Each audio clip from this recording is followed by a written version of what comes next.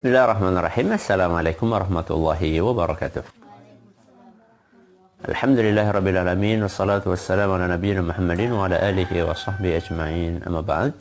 Anak-anakku yang lebih cintai dan juga segenap pendengar serta pemirsa yang semoga semuanya senantiasa dirahmati oleh Allah Azza wa Jalla. Alhamdulillah kita masih bersama wasiat para ulama untuk generasi milenial ideal.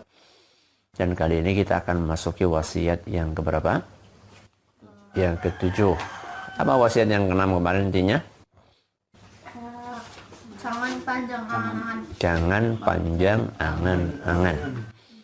Wasiat yang ketujuh intinya adalah, silakan ditulis, usia muda adalah masa paling istimewa. Usia muda adalah masa paling istimewa.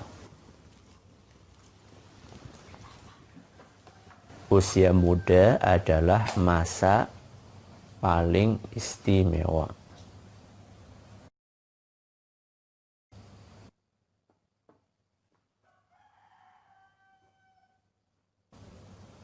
Apa masuk, Kak? Usia muda adalah masa paling istimewa. Iya, Mas Anjasyah. Usia muda adalah masa paling istimewa. Mas Abdurrahman. Usia muda adalah masa paling istimewa. Mas Usama. Usia muda adalah masa paling istimewa. Bagus. Silahkan dibaca di halaman 33. Mas Anjasyah. Di antara wasiat para salaf kepada para pemuda adalah yang diriwayatkan dari Qabus bin Abi Zabyan. Zabyan. Beliau berkata, kami pernah suatu hari sholat subuh bermakmum kepada Abu Zabyan. Kami yang jadi makmum adalah para pemuda dan kami semua adalah pemalu, kecuali sang muadzin yang telah berusia tua. Setelah selesai salam, Abu Zabyan menoleh kepada kami.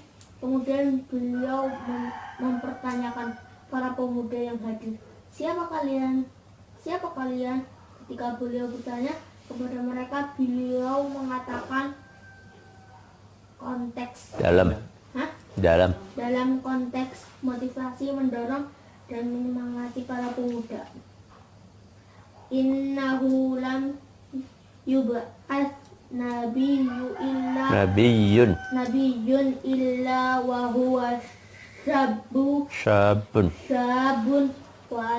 walam yu'tal ilmu khairum minhu wa huwa syabun. Sama.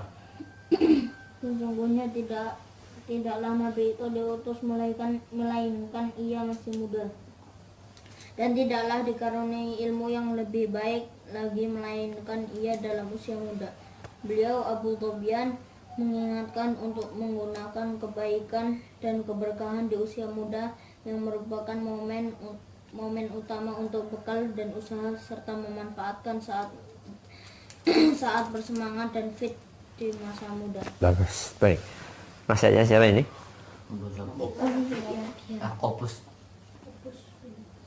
Qabus atau Abu Zabyan? Abu Zabyan. Qabus Qabus apa Abu Zabyan? Abu Zabyan. Terus Qabus siapa di sini? Meriawatan. Yang nyeritain. Siapa Qabus itu? Anaknya. Kan Qabus bin Abu Zabyan. Jadi ini nasihatnya dari Abu Zabyan. Jadi Qabus itu adalah anaknya Abu Zabyan. Beliau cerita, pada suatu hari kami sholat subuh, bermakmum kepada Abu Zabyan. Siapa berarti imamnya? Ayah beliau. Kayak sekitar sekarang. Ya. Kemudian dan Qabus cerita bahwa saat itu jamaahnya semuanya pemuda kecuali imamnya. Siapa imamnya? Abu Sofyan. Abu Sofyan. Sama Mu'adzin. Ya, kecuali Oh iya, muadzin di sini ya. Iya, muadzin, imam dan muadzin. Muadzinnya juga sudah tua. Jadi semuanya pemuda. Jadi begitulah seharusnya generasi muda mereka mengisi masjid, memenuhi masjid. Kalau dulu ya yang mengisi masjid adalah bapak-bapak yang sudah tua-tua. Ya, yang sudah dekat dengan apa? Katanya dekat dengan ajalnya. Ya. Yuk jarang dulu anak-anak muda dekat-dekat dengan masjid. Alhamdulillah di zaman kita ini mulai ya kesemangatan untuk menghidupkan masjid oleh siapa? Oleh para pemuda. Ya. Dan kita ketika ke masjid itu bukan hanya sekedar sholat, tapi kita harus peduli dengan perawatan kepada masjid. Ya. Kebersihan masjid, lingkungan masjid, kamar mandi masjid.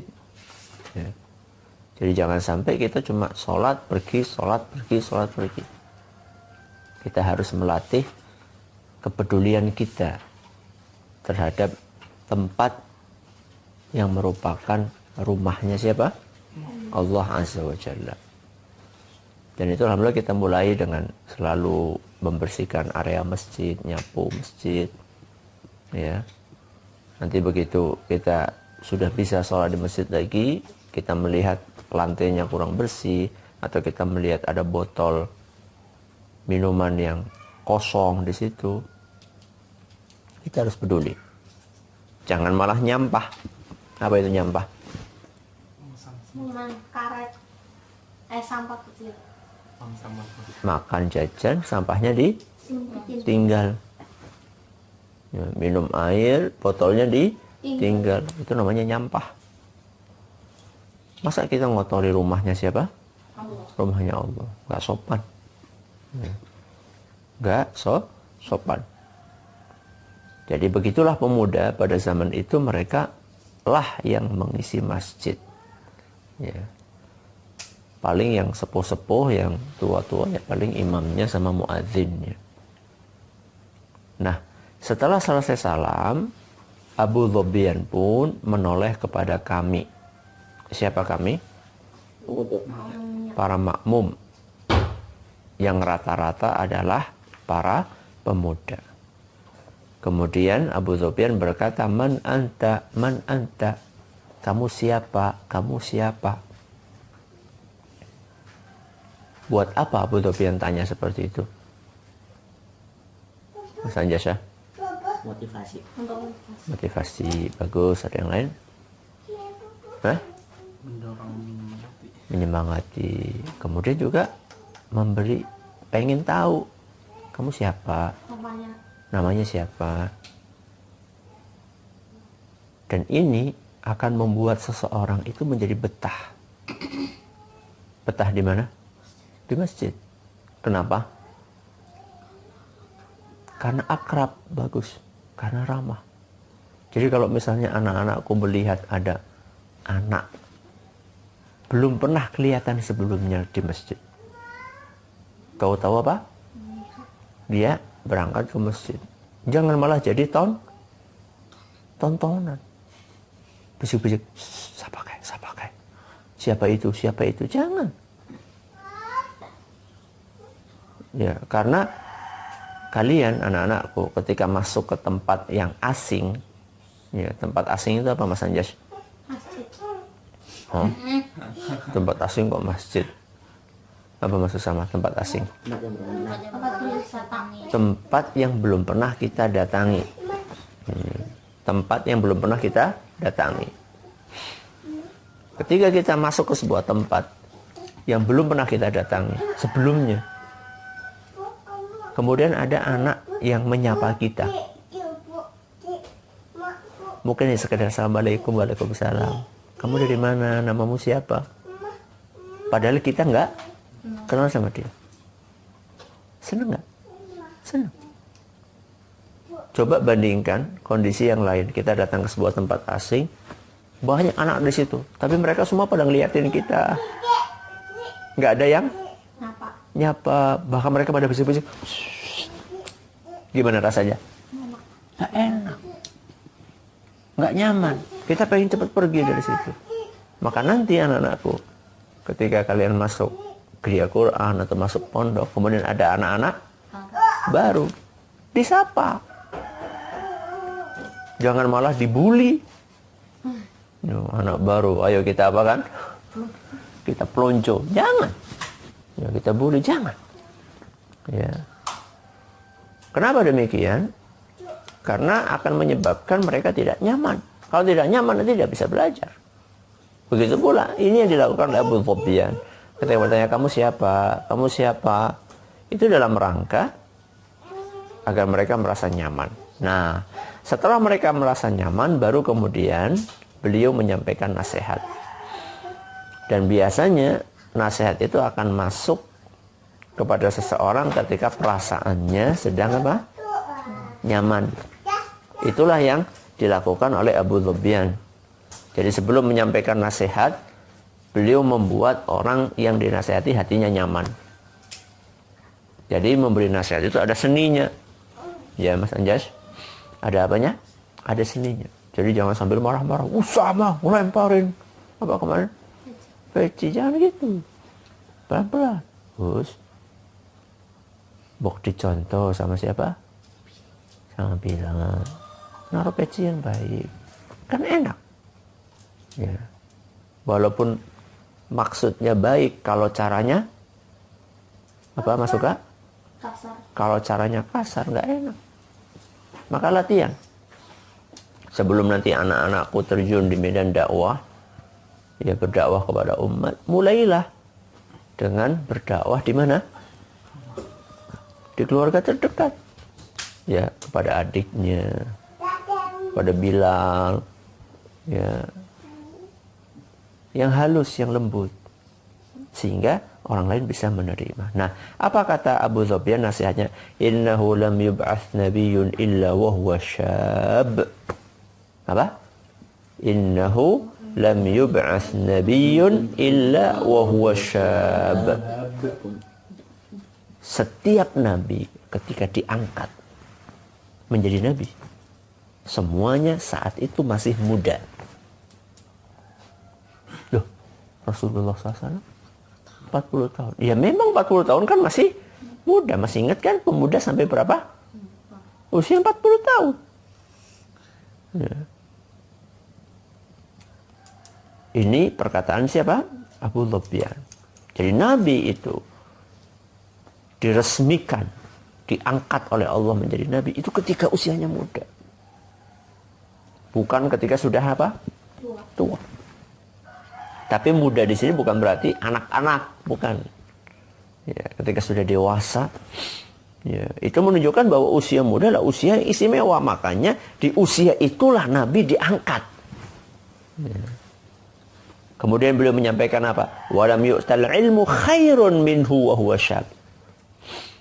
Dan ilmu yang terbaik adalah ilmu yang didapatkan ketika seorang masih muda. Masih apa maksud sama? Muda. Masih muda. Kenapa? Banyak pikiran. Belum banyak pikiran. Masih kuat. Ingatannya masih kuat. Belum ada kerja, belum banyak kesibukan. Kalau banyak kesibukan. Fisik masih kuat.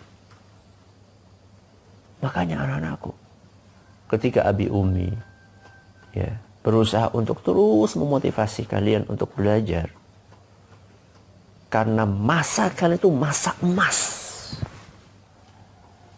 Masa emas itu maksudnya masa yang paling istimewa. Hafalan kalian itu masih fresh. Belum banyak pikiran. Apa nasihat kemarin? Jangan panjang angan-angan.